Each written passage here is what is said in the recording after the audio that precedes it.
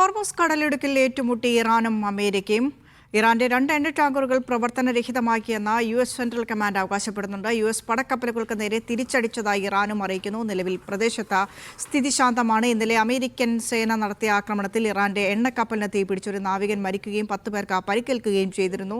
4 നാവികർക്കായി തെരച്ചിൽ തുടരുകയാണ്. ആക്രമണം തുടർന്നാൽ തിരിച്ചടിക്കുമെന്നാണ് ഇറാന്റെ മുന്നറിയിപ്പ്. അതിനിടെ യുദ്ധം അവസാനിപ്പിക്കുന്നതിനുള്ള 14 നിർദ്ദേശത്തിൽ ഇറാൻ ഇന്ന് മറുപടി കൈമാറണമെന്ന അമേരിക്ക താക്കീത് നൽകിയിട്ടുണ്ട്. MCA നാസർ ദുബായിൽ നിന്ന് ചേരുന്നുണ്ട്. നാസർ, ഇറാന്റെ മറുപടി എന്തായിരിക്കും? ഇറാൻ ഇന്ന് മറുപടി നൽകുമോ? വിനീഷ, ഇന്ന് ഇറാൻ മറുപടി നൽകാനുള്ള സാധ്യത കുറവാണ്. കാരണം അമേരിക്ക കൈമാറിയിരിക്കുന്ന 14 നിർദ്ദേശങ്ങൾ തങ്ങൾ പഠിച്ചു വരികയാണെന്നും അത് പൂർണ്ണമായിട്ടുള്ള തീരുമാനത്തിലേക്ക് എത്തുന്നതോടുകൂടി മാത്രമായിരിക്കും പാകിസ്ഥാൻ മുഖേന അമേരിക്കയ്ക്കുള്ള അതിനുള്ള മറുപടി കൈമാറുക എന്നാണ് ഇറാൻ വിദേശകാര്യ മന്ത്രാലയ വക്താവ് അറിയിച്ചിരിക്കുന്നത്.